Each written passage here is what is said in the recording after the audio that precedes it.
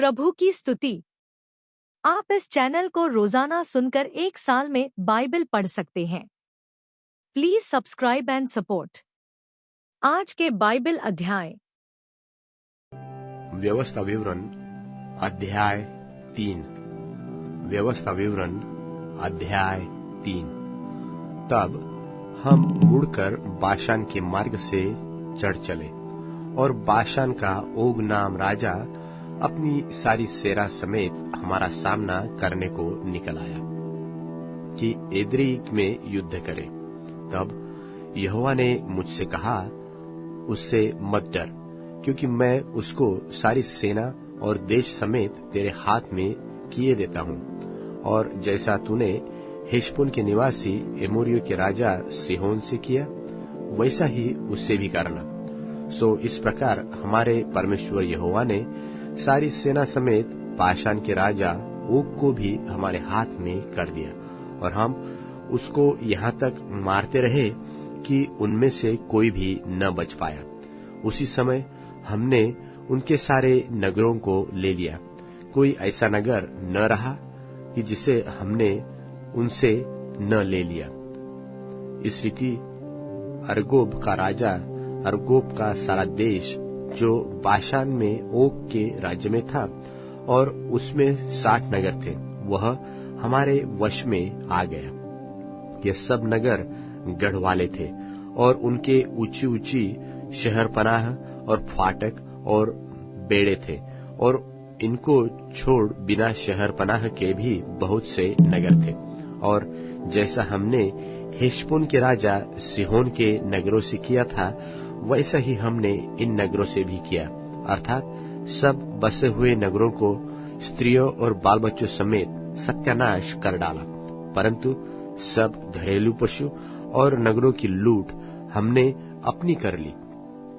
यो हमने उस समय यरदन के इस पार रहने वाले एमोरियों के दोनों राजाओं के हाथ से अर्नोन के नाले से लेकर हेर्मोन पर्वत तक का देश ले लिया। हेर्मोन को सिदोनी लोग सिरियोन और एमोरी लोग सनीर कहते हैं। समथर देश के सब नगर और सारा गिलाद और सल्का और एद्री तक जो ओग के राज्य के नगर थे, सारा बाशान हमारे वश में आ गया। जो रपाई रह गए थे, उनमें से केवल बाशान का राजा ओग रह गया था। उसकी चारपाई जो लोहे की है, वह तो अम्मोनियों के रब्बा नगर में पड़ी है। साधारण पुरुष के हाथ के हिसाब से उसकी लंबाई 9 हाथ की और चौड़ाई 4 हाथ की है।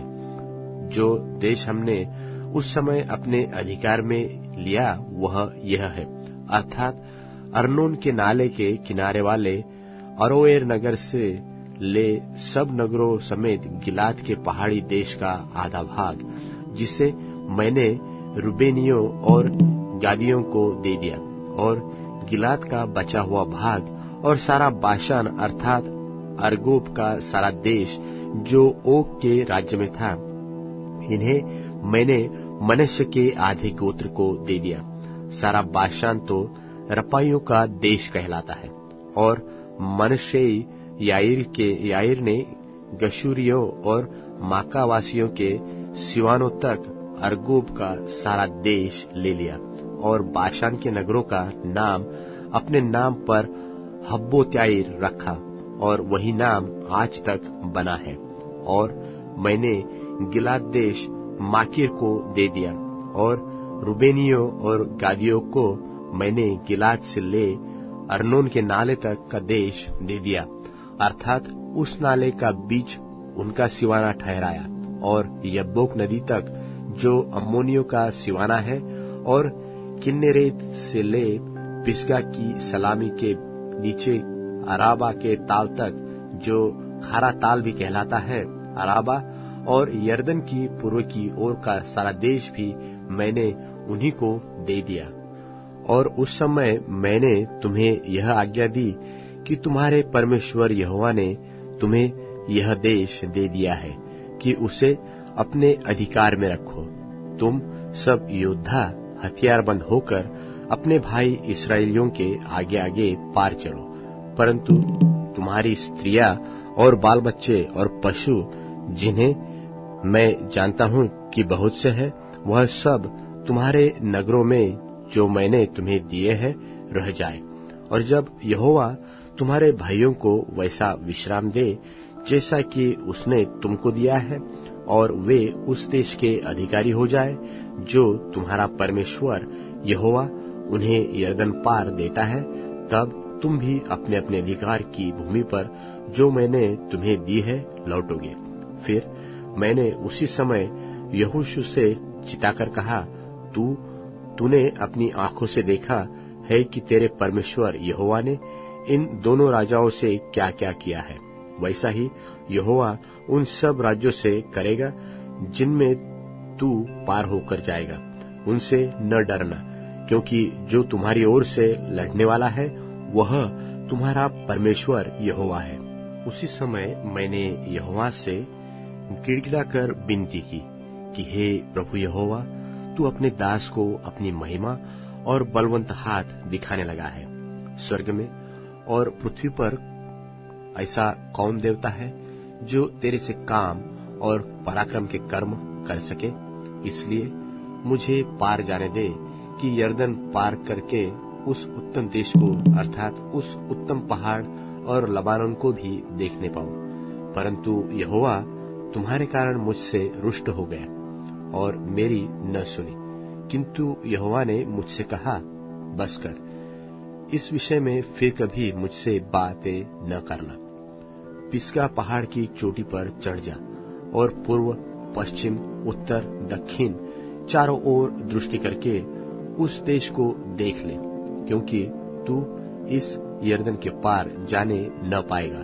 और यहोशू को आज्ञा दे और उसे ढाढ़स देकर दृढ़ कर, क्योंकि इन लोगों के आगे आगे वही पार जाएगा, और जो देश तू देखेगा उसको वही उनका निज भाग कर देगा। तब हम बेतपोर के सामने की तराई में ठहर गए। व्यवस्था विवरण अध्याय 4। व्यवस्था विवरण अध्याय 4। मूसा का उपदेश। अब हे इस्राएल, जो विधि और नियम मैं तुम्हें सिखाना चाहता हूं उन्हें सुन लो और उन पर चलो, जिससे तुम जीवित रहो, और जो देश तुम्हारे पितरों का परमेश्वर यहोवा तुम्हें देता है उसमें जाकर उसके अधिकारी हो जाओ। जो आज्ञा मैं तुमको सुनाता हूं उसमें न तो कुछ बढ़ाना और न कुछ घटाना। तुम्हारे परमेश्वर यहोवा की जो आज्ञा मैं तुम्हें सुनाता हूं उन्हें तुम मानना। तुमने तो अपनी आंखों से देखा है कि बालपुर के कारण यहोवा ने क्या क्या किया, अर्थात जितने मनुष्य बालपुर के पीछे हो लिए थे उन सबों को तुम्हारे परमेश्वर यहोवा ने तुम्हारे बीच में से सत्यानाश कर डाला। परंतु तुम जो अपने परमेश्वर यहोवा के साथ लिपटे रहे हो, सब के सब आज जीवित हो। सुनो, मैंने तो अपने परमेश्वर यहोवा की आज्ञा के अनुसार तुम्हें विधि और नियम सिखाए हैं कि जिस देश के अधिकारी होने जाते हो उसमें तुम उनके अनुसार चलो, सो तुम उनको धारण करना और मानना, क्योंकि और देशों के लोगों के सामने तुम्हारी बुद्धि और समझ इसी से प्रकट होगी। अर्थात वे इन सब विधियों को सुनकर कहेंगे कि निश्चय यह बड़ी जाति बुद्धिमान और समझदार है। देखो, कौन ऐसी बड़ी जाति है जिसका देवता उसके ऐसे समीप रहता हो जैसा हमारा परमेश्वर यहोवा, जबकि हम उसको पुकारते हैं। फिर कौन ऐसी बड़ी जाति है जिसके पास ऐसी धर्ममय विधि और नियम हो, जैसे कि यह सारी व्यवस्था जिसे मैं आज तुम्हारे सामने रखता हूं। यह अत्यंत आवश्यक है कि तुम अपने विषय में सचेत रहो और अपने मन की बड़ी चौकसी करो। कहीं ऐसा न हो कि जो बातें तुमने अपनी आंखों से देखी उनको भूल जाओ और वह जीवन भर के लिए तुम्हारे मन से जाती रहे, किंतु तुम उन्हें अपने बेटे पोतों को सिखाना, विशेष करके उस दिन की बातें जिसमें तुम होरेब के पास अपने परमेश्वर यहोवा के सामने खड़े थे, जब यहोवा ने मुझसे कहा था कि उन लोगों को मेरे पास इकट्ठा कर कि मैं उन्हें अपने वचन सुनाऊं, जिससे वे सीखे, ताकि जितने दिन वे पृथ्वी पर जीवित रहे उतने दिन मेरा भय मानते रहे और अपने लड़के बालों को भी यही सिखाए। तब तुम समीप जाकर उस पर्वत के नीचे खड़े हुए, और वह पहाड़ आग से धधकता रहा था और उसकी लौ आकाश तक पहुंचती थी, और उसके चारों ओर अंधियारा और बादल और घोर अंधकार छाया हुआ था। तब यहोवा ने उस आग के बीच में से तुमसे बातें की। बातों का शब्द तो तुमको सुनाई पड़ा, परंतु कोई रूप न देखा, केवल शब्द ही सुन पड़ा। और उसने तुमको अपनी वाचा के 10 वचन बताकर उनके मानने की आज्ञा दी और उन्हें पत्थर की 2 पट्टियों पर लिख दिया। और मुझको यहोवा ने उसी समय तुम्हें विधि और नियम सिखाने की आज्ञा दी, इसलिए कि जिस देश के अधिकारी होने को तुम पार जाने पर हो, उसमें तुम उनको माना करो। इसलिए तुम अपने विषय में बहुत सावधान रहना, क्योंकि जब यहोवा ने तुमसे होरेब पर्वत पर आग के बीच में से बातें की, तब तुमको कोई रूप न दिखाई दिया।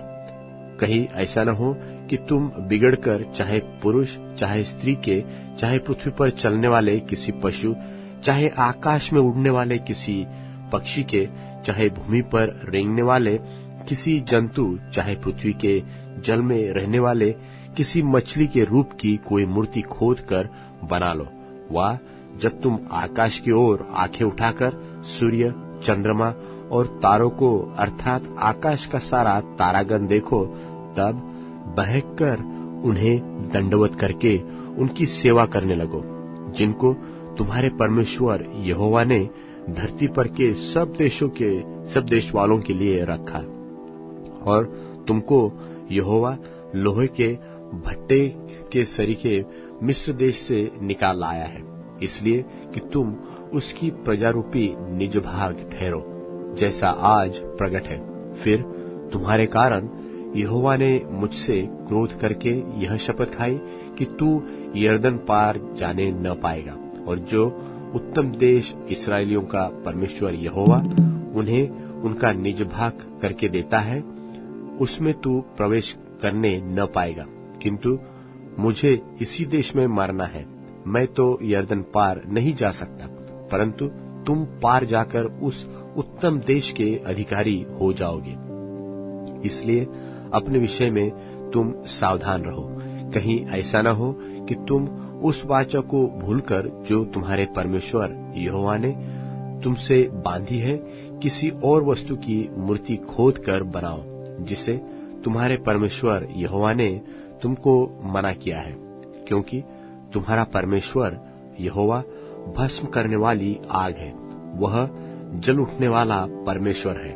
यदि उस देश में रहते रहते बहुत दिन बीत जाते हैं और अपने बेटे पोते उत्पन्न होने पर तुम बिगड़कर किसी वस्तु के रूप की मूर्ति खोदकर बनाओ और इस रीति से अपने परमेश्वर यहोवा के प्रति बुराई करके उसे अप्रसन्न करो, तो मैं आज आकाश और पृथ्वी को तुम्हारे विरुद्ध साक्षी करते हुए कहता हूं कि जिस देश के अधिकारी होने के लिए तुम यरदन पार जाने पर हो, उसमें कुछ जल्दी बिल्कुल नाश हो जाओगे और बहुत दिन रहने न पाओगे, किंतु पूरी रीति से नष्ट हो जाओगे। और यहोवा तुमको उस देश के लोगों के तितर बितर करेगा, और जिन जातियों के बीच यहोवा तुमको पहुंचाएगा, उनमें तुम थोड़े ही से रह जाओगे, और वहां तुम मनुष्यों के बनाए हुए लकड़ी और पत्थर के देवताओं की सेवा करोगे, जो न देखते और न सुनते और न खाते और न सूंघते हैं, परंतु वहां भी यदि तुम अपने परमेश्वर यहोवा को ढूंढोगे तो वह तुमको मिल जाएगा। शर्त यह है कि तुम अपने पूरे मन से और अपने सारे प्राण से उसे ढूंढो। अंत के दिनों में जब तुम संकट में पड़ो और ये सब विपत्तियां तुम पर आ पड़ेगी, तब तुम अपने परमेश्वर यहोवा की ओर फिरो और उसकी मानना, क्योंकि तेरा परमेश्वर यहोवा दयालु परमेश्वर है। वह तुमको न तो छोड़ेगा और न नष्ट करेगा, और जो वाचा उसने तेरे पितरों के साथ खाकर बांधी है उनको नहीं भूलेगा। और जब से परमेश्वर ने मनुष्य को उत्पन्न करके पृथ्वी पर रखा, तब से लेकर तू अपने उत्पन्न होने के दिन तक की बातें पूछ और आकाश के एक छोर से दूसरे छोर तक की बातें पूछ। क्या ऐसी बड़ी बात कभी हुई व सुनने में आई है?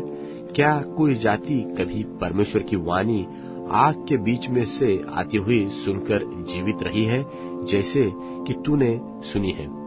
फिर क्या परमेश्वर ने और किसी जाति को दूसरी जाति के बीच से निकालने को कमर बांधकर परीक्षा और चिन्ह और चमत्कार और युद्ध और बलिहाथ और बढ़ाई हुई भुजा से ऐसे बड़े भयानक काम किए जैसे तुम्हारे परमेश्वर यहोवा ने मिस्र में तुम्हारे देखते किए? यह सब तुझको दिखाया गया इसलिए कि तू जान रखे कि यहोवा ही परमेश्वर है, उसको छोड़ और कोई है नहीं। आकाश में से उसने तुझे अपनी वाणी सुनाई कि तुझे शिक्षा दे, और पृथ्वी पर उसने तुझे अपनी बड़ी आग दिखाई, और उसने उसके वचन आग के बीच में से आते हुए तुझे सुनाई पड़े। और उसने जो तेरे पितरों से प्रेम रखा, इस कारण उनके पीछे उनके वंश को चुन लिया, और प्रत्यक्ष होकर तुझे अपने बड़े सामर्थ्य के द्वारा मिस्र से इसलिए निकाल लाया कि तुझसे बड़ी और सामर्थी जातियों को तेरे आगे से निकालकर तुझे उनके देश में पहुंचाए और उसे तेरा निज भाग कर दे, जैसा आज के दिन दिखाई पड़ता है। सो आज जान ले और अपने मन में सोच भी रख कि ऊपर आकाश में और नीचे पृथ्वी पर यहोवा ही परमेश्वर है और कोई दूसरा नहीं। और तू उसकी विधियों को और आज्ञाओं को जो मैंने आज तुझे सुनाया है मानना, इसलिए कि तेरा और तेरे पीछे तेरे वंश का भी भला हो। और जो देश तेरा परमेश्वर यहोवा तुझे देता है, उसमें तेरे दिन बहुत बरन सदा के लिए हो। तब मूसा ने यरदन के पार पूर्व की ओर 3 नगर अलग किए, इसलिए कि जो कोई बिना जाने और बिना पहले से बैर रखे अपने किसी भाई को मार डाले, वह उनमें से किसी नगर में भाग जाए और भागकर जीवित रहे। अर्थात रूबेनियों का बेसेर नगर जो जंगल के समरथ देश में है, और गादियों के गिलाद का रामोत, और मनश्शेइयों के बाशान का गोलान। फिर जो व्यवस्था मूसा ने इस्राएलियों को दी वह यह है। यही वे चितौनियां और नियम हैं जिन्हें मूसा ने इस्राएलियों को उस समय कह सुनाया जब वे मिस्र से निकले थे, अर्थात यरदन के पार बेतपुर के सामने की तराई में एमोरियों के राजा हेशबोनवासी सिहोन के देश में, जिस राजा को उन्होंने मिस्र से निकलने के पीछे मारा, और उन्होंने उसके देश को और बाशान के राजा ओग के देश को अपने वश में कर लिया। यरदन के पार सूर्योदय की ओर रहने वाले एमोरियों के राजाओं के ये देश थे। यह देश अर्नोन के नाले के छोर वाले अरोएर से लेकर सियोन, जो हेर्मोन भी कहलाता है, उस पर्वत तक का सारा देश, और पिसगा की सलामी के नीचे के अराबा के ताल तक यरदन पार पूर्व की ओर का सारा अराबा है। कुरिन्थियों के नाम पौलुस प्रेरित की पहली पत्री 13वां अध्याय। यदि मैं मनुष्यों और स्वर्गदूतों की बोलियां बोलूं और प्रेम न रखूं, तो मैं ठन ठनाता हुआ पीतल और झनझनाती हुई झांझ हूं। और यदि मैं भविष्यवाणी कर सकूं और सब भेदों और सब प्रकार के ज्ञान को समझूं, और मुझे यहां तक पूरा विश्वास हो कि मैं पहाड़ों को हटा दूं, परंतु प्रेम न रखूं, तो मैं कुछ भी नहीं।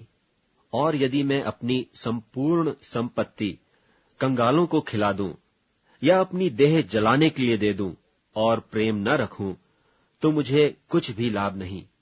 प्रेम धीरजवंत है और कृपाल है। प्रेम डाह नहीं करता, प्रेम अपनी बड़ाई नहीं करता और फूलता नहीं।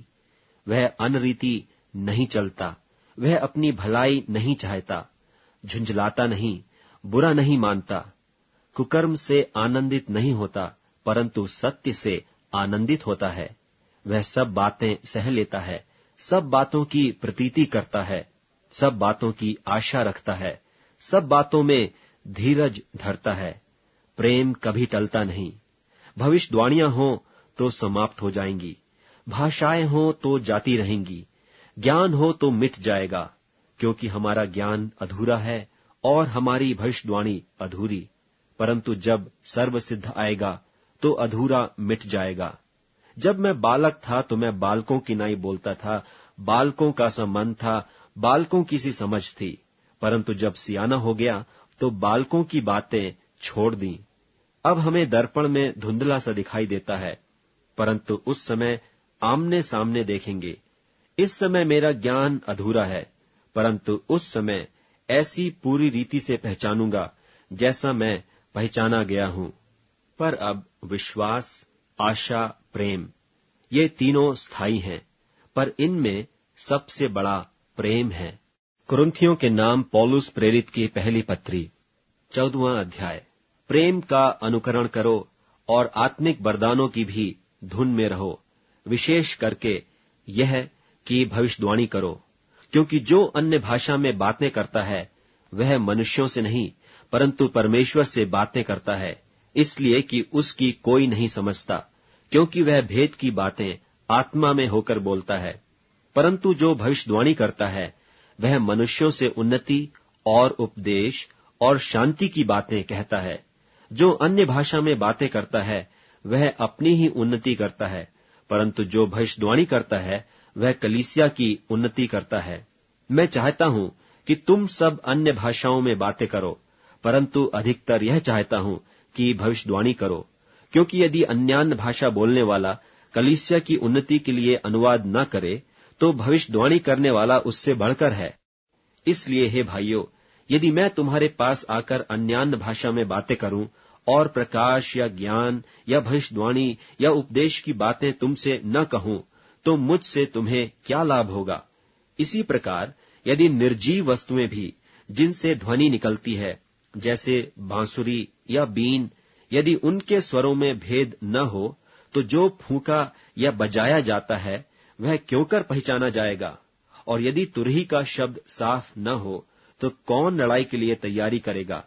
ऐसे ही तुम भी यदि जीभ से साफ साफ बातें न कहो तो जो कुछ कहा जाता है वह क्यों कर समझा जाएगा? तुम तो हवा से बातें करने वाले ठहरोगे। जगत में कितने ही प्रकार की भाषाएं क्यों न हो, परंतु उनमें से कोई भी बिना अर्थ की न होगी। इसलिए यदि मैं किसी भाषा का अर्थ न समझूं तो बोलने वाले की दृष्टि में परदेशी ठहरूंगा और बोलने वाला मेरी दृष्टि में परदेशी ठहरेगा। इसलिए तुम भी जब आत्मिक वरदानों की धुन में हो तो ऐसा प्रयत्न करो कि तुम्हारे वरदानों की उन्नति से कलीसिया की उन्नति हो। इस कारण जो अन्य भाषा बोले तो वह प्रार्थना करे कि उसका अनुवाद भी कर सके। इसलिए यदि मैं अन्य भाषा में प्रार्थना करूं तो मेरी आत्मा प्रार्थना करती है, परंतु मेरी बुद्धि काम नहीं देती। सो क्या करना चाहिए? मैं आत्मा से भी प्रार्थना करूंगा और बुद्धि से भी प्रार्थना करूंगा। मैं आत्मा से गाऊंगा और बुद्धि से भी गाऊंगा। नहीं तो यदि तू आत्मा ही से धन्यवाद करेगा तो फिर अज्ञानी तेरे धन्यवाद पर आमीन क्यों कर कहेगा? इसलिए कि वह तो नहीं जानता कि तू क्या कहता है। तू तो भली भांति से धन्यवाद करता है, परंतु दूसरे की उन्नति नहीं होती। मैं अपने परमेश्वर का धन्यवाद करता हूं कि मैं तुम सबसे अधिक अन्यान्य भाषा में बोलता हूं, परंतु कलीसिया में अन्य भाषा में 10,000 बातें कहने से यह मुझे और भी अच्छा जान पड़ता है कि औरों के सिखाने के लिए बुद्धि से 5 ही बातें कहूं।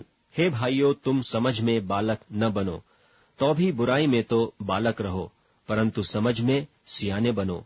व्यवस्था में लिखा है कि प्रभु कहता है, मैं अन्य भाषा बोलने वालों के द्वारा और पराये मुख के द्वारा इन लोगों से बातें करूंगा, तो भी वे मेरी न सुनेंगे।